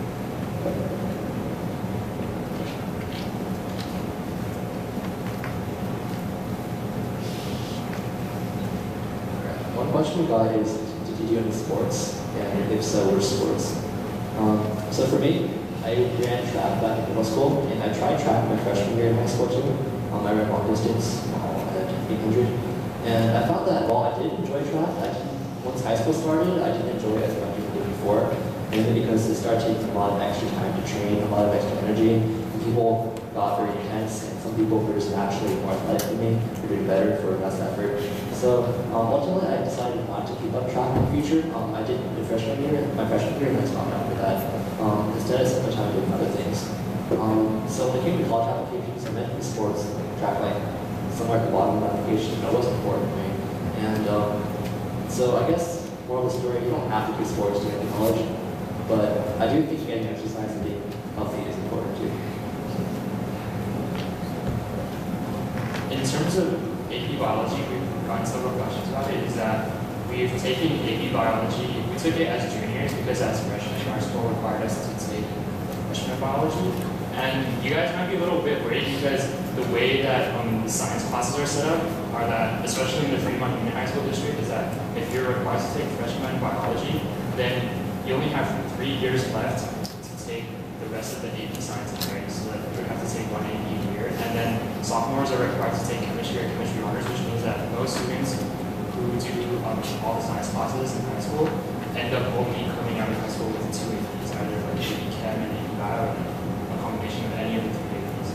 So a way to kind of work around this is that both Eric and I, in our sophomore year, when we were taking Chem Honors is actually a pretty accelerated class, which means they have a lot of overlapping material with Chem AP. So we studied Chem AP outside the classroom, just on our own, and then we took the AP test in the day and still did well on it. So that's a way of like around the school systems bureaucracy of only letting me take one science class a year and making sure that we only take freshman biology or like chemistry. So there's also a lot of students we know that like self-study physics, and AP biology is one of the harder courses to self-study because you have to do labs, and they actually changed the curriculum this year, I think, to be more lab-based. So I would really recommend taking AP biology in your junior year when you're more, or even your junior year, senior year when you're more knowledgeable in science and you know a lot more chemistry and have a lot more math to back up. One thing about studying AP Chem on our own though is that I do feel that if I had taken the AP Chem course, I probably would have learned chemistry better overall. Mainly because there's an AP test, there's an AP class. And at Woodruff, for us, our AP classes tend to cover a lot more material on the test. So when the test comes around, most students do pretty well. They do well in the course too. So because we studied enough to do well on the test, we probably still don't know as much as some people who got really good grades in the AP class, but that's just something to deal with. And there's another question about which science class to take in high school. And I mean, if you already know what you want to take, that's relatively easy. If you don't, try exploring things. It really comes down to what your interests are. You know, science is very broad. So people, if they want to go the med route, they should probably stick with biochem. Some people want to do more engineering, business and stuff like that. You probably have a pretty good idea of what you're interested in. For example, biology, a lot of it requires, I guess, more work in terms of like knowing specific things. I wouldn't say memorizing, but understanding very specific concepts as opposed to physics where it's like, if you know how this works, you can apply to many different problems. So there's a really wide range, and you probably know yourself better what you're interested in. And then one thing is Caltech requires you to take a year of physics. So and I think there are some other schools out there like that that require physics. So that's also one thing you need to consider during the first section when you're thinking about what schools also do. And then we've gotten several questions about how we found our research opportunities. So I guess we talked about it briefly in our presentation, but for me, my first research opportunity was through a family network, like just a personal mentor that I knew, and I approached him with my science fair project. So another thing is like, if you already have a science fair project in mind, if you do background research and you write your proposal, you're more likely to get positive responses from people that you request. So parents said, it's really easy to start off either with a person in your own network that you know, or a summer program like Cosmos that lets you do lab work. So that's where I would suggest starting off, finding summer, or finding like summer internships or even starting off doing research. But then after that, both Eric and I found our own research by emailing professors using like the kind of strategy that I showed you guys in the presentation. So yeah, that answers your question. Similar question they asked is whether or not we do Cosmos. Personally, I didn't do Cosmos, but as I mentioned before, it's good to have that kind of platform to build off of. So instead of doing Cosmos, what I did was my parents knew this person who owned a tech company, and so they let me work at that company for a couple weeks, I believe the summer after my freshman year. And I didn't do any actual research. Instead, I helped them with like very minor things, like heading, doing PCRs, journals. I just learned a lot of basic lab techniques. So later on, when I identified for these labs, I would say, in the past I worked here, I know how to use these specific techniques. Now later on, I use that research too. So in that regard, that's how I got my background. And so I already talked about how I find my professor and such, but I guess in the email I sent out to the professors, I said, hi, I'm Eric, I'm a student of Brook, in the past I've done this. I'm very interested in this because, and I talked about their research and why I was interested in that. And at the bottom, I included a resume of all the things I've done in high school, and also references to teachers who would, if they wanted to, they could contact teachers about my background and such. Okay, so another question we got was, did we participate in Bio Olympiad? So in my junior year, when I was taking AP Bio, I took the Bio Olympiad test, but one thing about that test is that it's extremely hard. You need to basically know all of the 900-page textbook, and if you want to do well on that test, you really need to know that textbook extremely well. There's definitely a lot of memorization, and I didn't invest a lot of time in that, so I didn't do well, and I didn't take Bio Olympiad again. And in fact, I didn't really do a lot of written competitions in high school at all. Like, I took like the basic math competitions like AMC 10, AMC 12, but I never really did well in them. I never made AP once. I didn't find that written competitions were like really for me, so that's why I spent a lot of my time doing more hands-on stuff like research, or like more fun things outside of it. Same is pretty much true for me. I tried Math Olympiad, Bio Olympiad. I tried all the Olympiads. I never got very far in them, mainly because, as Amy mentioned, all of them require you to know, I guess, the textbook very, very well. You have to spend a lot of time studying your own, because just taking the class isn't going to prepare you. And I felt both of us felt that that wasn't the way we wanted to spend our time. For some students, it is. I know one guy who actually did very well in the International Biology Olympiad, mainly because he spent hours and hours just reading the textbook. When you finish that textbook, you read another textbook. You have to snap your textbooks this high, like full of like different parts of biology that you just move your in and out. So that's where he had us to do that. One plus don't. So in general, the written tests require a lot more studying and less hands-on work. The next question is, did you volunteer or perform community service in high school? How many hours and such? I'll start. So before I start, I heard like going to high school, there's some kind of myth saying that you have to have like 200 hours of service to get into a UC school. I don't know where that came from. That's definitely not true. Nowhere does it say you have to have a certain amount of hours. That's just not a requirement. I know something about high schools require you to do community service to graduate, but that's another matter. For me, I did my volunteer in my freshman and sophomore years. There's a lot of nonprofits out there that use help, be it hospitals, soup kitchens, all sorts of different nonprofits. I did most of my volunteering at this nonprofit that basically recorded books out loud, so people who are blind would listen to the books. So that's where I helped out for basically my first summer for quite a while. I didn't have that many hours. I had like 2 something compared to some Boy Scouts, as India mentioned, it's not that much. But I did feel it's important to do. I didn't talk about it that much. I mentioned the application somewhere, but it wasn't a huge thing for me. But I just enjoyed doing it, and I thought it felt very valuable too. So in that regard, another thing is don't approach service for the hours as much as find a place that really explores your interests. Because I know people who volunteer at hospitals, and that really helps them when they want to do that stuff in the future. Yeah, so I didn't really do much research on my own outside of Boy Scouts, so I never had this spreadsheet that you can find on your school website. So like I did this many research hours at this place, and then get people to sign out. So I never did that. I was in Boy Scouts since I was a Girl Scout in 3rd grade, and I think Scouting is a great program for boys to like kind of not only find their interests, because you have to do a lot of merit badges that involve different subjects, and some subjects are required, like environmental science. You might find out that you're passionate for the environment. And so for Boy Scouts, I guess a main part of Boy Scouts is service. So built into the Boy Scouts requirements are community service hours, and then also to get my Eagle, I did an Eagle project where I planted trees at the river. So I mean, people have done much more extravagant projects than me. I was kind of in a rush for time, so I chose a slightly more doable project. But I know some people who have like gone to India and like established a library there. And I mean, there's different projects you can do like that, but it's all a matter of like what you prioritize in high school. So for me, I really prioritize doing research in science, so that's why I chose an Eagle project that wasn't as extravagant. But I mean, I've known people who, one of my closest friends has gone into Stanford and he did no research whatsoever. I mean, no volunteer services whatsoever during high school. But then there's also people that volunteer like 500 hours over the summer at a hospital and get into great places as well. This person's asking, how do you approach teachers for help on personal statements? It's actually really simple. So when you're a senior, they know that you're working on your applications. We're looking through this every single year.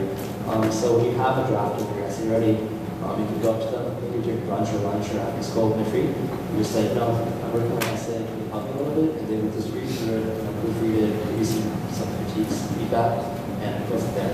At Lindbergh, one specific program they have is called the Homework Center, where after school on 3 days a week, there's teachers who are specifically there to help students with homework. So that's often a good time to approach English teachers for help, because I mean they're already there for like 2 or 3 hours, they have nothing else to do, and they're really open to help. So it's really just a matter of going up to them and asking. They're not going to say, you know, I can't do this for you. They're always there for you. Okay, and then I got a question asking me, how did I kind of develop this passion for doing biomedical engineering, and how do I know when I go into the medical field? So I still don't know if I want to pursue research or medical school, but I am interested in medicine in general. And the way I did this was first by taking a lot of different science classes. So as I said, I studied and I've done eval and physics. And in these classes, just by reading the textbook and discussion during class, you find out a lot about science, and then you can filter out like what you don't like. For example, I don't like doing physics because I don't like doing a lot of math in it, but biology is more like analyzing a visual thing that you see. And so that's what I like more. It's like more of an imprecise art, but it's kind of more appealing to me because it's less absolute answer. And then in terms of how I got interested in medicine, I guess from my own medical conditions or like my own experiences with medicine. And also, as I said before, my first project was on getting bacteria to degrade plastic, which has nothing to do with medicine. But the lab that I worked in actually studied different types of bacteria. And one of the bacteria that they were studying was called Listeria, and that actually is the cause of poisoning in the United States. So if you heard or watched the news a few months ago, I think a year ago, there was actually a Listeria outbreak in cabbage. And so just the lab and the environment I was working in, most of the time you'll find that whatever lab you're working in, there's often going to be medical applications. So the lab I was working in for my plastic project studied Listeria, and they also studied different imaging things for like cancer testing. So that's also how I got interested in medicine as well. So that's another thing about being why labs are such a great place to work at, is because science is so interconnected that even if you're working on like a personal project, you might find a medical application for it and then suddenly be interested in medicine. So that's at least how I got interested in medicine. And then I also got a question whether I applied for the medical program for Caltech and UCSD. On my initial early application, I said that I wanted to, and then I never turned in the application because I wasn't sure if I wanted to go to med school. Yeah, if you know that you want to go to med school, it's definitely worth applying to these med school programs because you don't have to study for MCAS there. Because I know a lot of programs that you can, for the Caltech and UCSD one, as long as you have a certain GPA, you're guaranteed a spot at UCSD med school. And actually have a friend from my summer program, SAST, who turned down an admittance to Stanford to go to a 7-year University of Florida med school program. Because you don't stress of taking your MCATs, and also just getting into a medical school in the United States is a really tough thing to do. So that's the reason why these medical programs are great if you already know it. But I didn't know that because I do like research, so I want to keep the opportunity open for me. So in college, I plan on following the pre-med track, but I don't know if I'm actually going to go to that. This question is, have you gotten any scholarships in science, and if so, what type? So I guess scholarships are kind of a different matter from college admissions. It's usually something you do afterwards. But to answer the question, for me, I did get a scholarship. It was in engineering. It was basically it's pretty simple. You apply, you fill out the application, turn in, rec letters and transcript, and then you just get feedback. So it was a scholarship for the Silicon Valley Council of Engineering. So that was like this fancy banquet or the chat. I mean, it's really a banquet for them, but we're also there too. So that was a scholarship I got. One thing to note is that these competitions you mentioned, science fairs, Siemens and Intel, there's a lot of cash prizes waiting if you do really well. For example, being a semifinalist, you get $1,000. Being a finalist, you get anywhere from, I believe, $10,000 to $100,000, depending on how well you do. The same is true for competitions like the science fairs and Siemens. So if you do really well, you put in a lot of money, which you can put towards whatever you want, like research or college. So they're definitely out there. On the selection of scholarships in general, one thing to note is that there's a lot of scholarships out there. Like after you get into college, you think, I'm good. But then you realize that you have to pay all this money to go to college. Then you start looking for scholarships when you're a senior to help pay for the costs. A lot of them aren't even that competitive. They might be local. Some of them have really strange requirements. Like, for example, I applied to a scholarship that's something for tall people. It's the tall, what was it called? But basically the requirements that you have to be at least 6'2" to apply. And out of that, they pick people. So that's what I applied for. I didn't get it. Some other guy got it. But there's all sorts of scholarships like that. I've heard of ones where if you have a certain last name, you can apply for that scholarship. There's one if your dad works for a certain company, you can apply for that scholarship, and so on. There's all these websites out there that you can look for to search for scholarships. Some are more competitive, some aren't. But definitely if you want to help your parents pay for college, that's a good way to go. I know one friend who, her parents don't make a lot of money, so she feels she actually needs to do her own scholarship applications. So she made a spreadsheet of like 50 different scholarships she applied for, which is a lot of essays, but she got a good number of them. It really helped her. So it's definitely doable. So I think that's it for our questions. We have like no cards. Does anyone else have any other questions?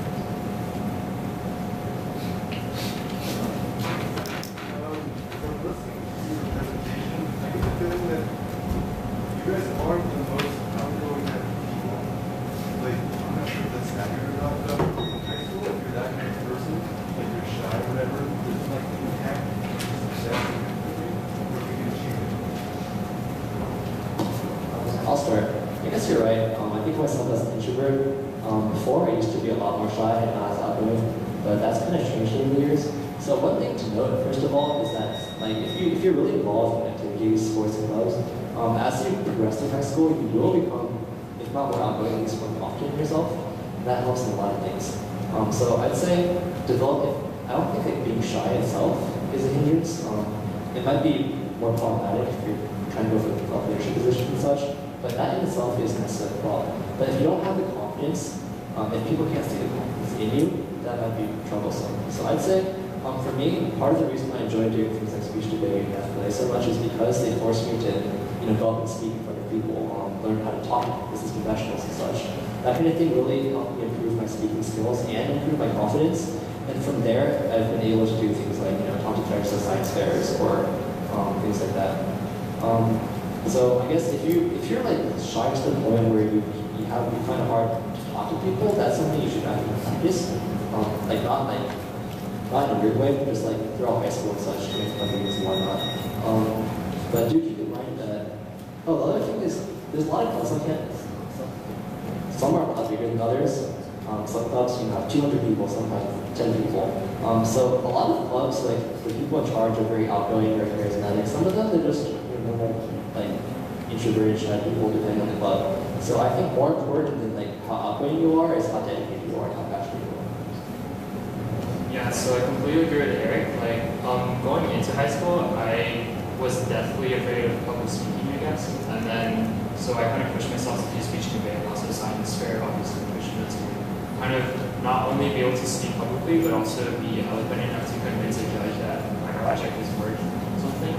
But then also in terms of being shy, like as Eric said, it's important to find a niche within high school. Like it's not impossible to do extremely well in high school while at the same time being shy, but I think it does require you to find your place within high school. Like for me, I joined this really small club called Junior State of America. So at Pembroke, it's only like 20 or so something people, and most of the people in that club, I would say like 90% are my friends.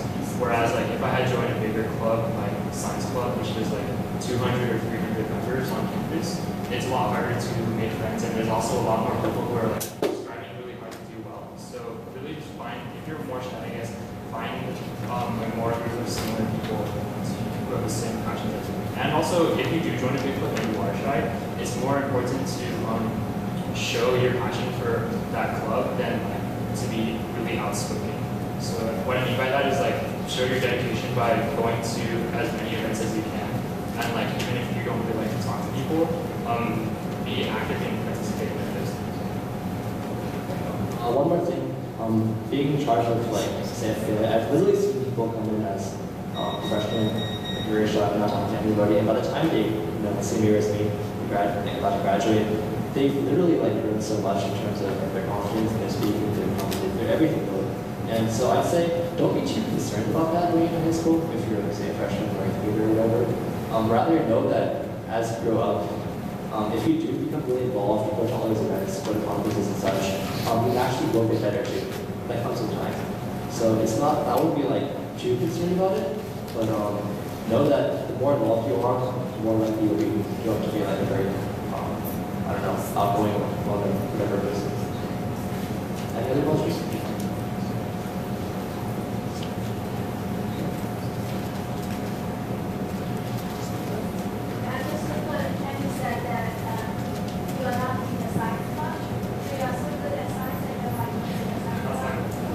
So at Lindbrook, our science club is really, really big. We meet on Fridays during lunch. And during their meetings, I've been to a few over the years because I've done some things associated with science club, like Science Olympiad, where like they actually have a team. But I don't really regularly go to science club meetings. And just because I don't think that science club is really that good for me, because at meetings they might do, once in a while they might do an interesting thing like dissect a pig's heart, or sometimes they give like informational sessions about research someone has done.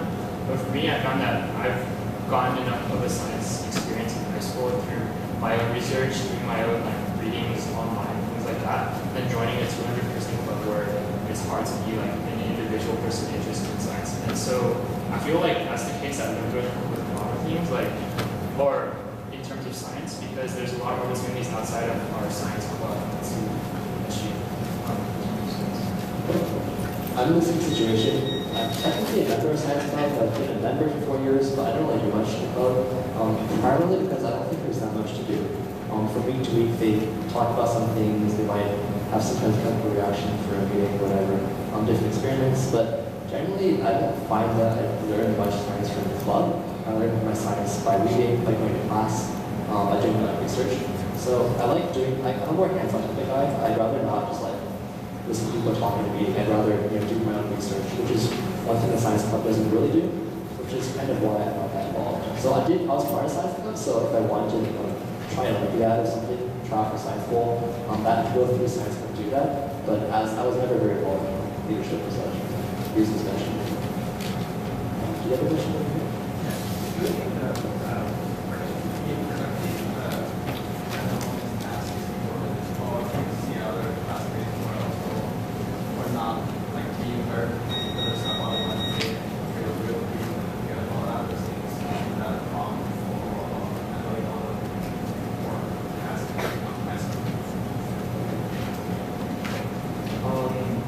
So I guess a really good example of this is, you guys know Wenkai Lei? So he's going to Oxford next year, and one thing about Wenkai that you guys might not know is that he plays hours and hours of video games. But the thing about Wenkai is, even though he's really unproductive sometimes when he plays a lot of video games, is that when it comes to math competitions, he's really, really serious about it. He will show off his internet and he will study for hours on end to do well in his math competitions. So that's a common thing that I've seen, that like there's a lot of students out there who do really well and they do waste a lot of time, myself included. Like freshman year and sophomore year, I played a lot of video games.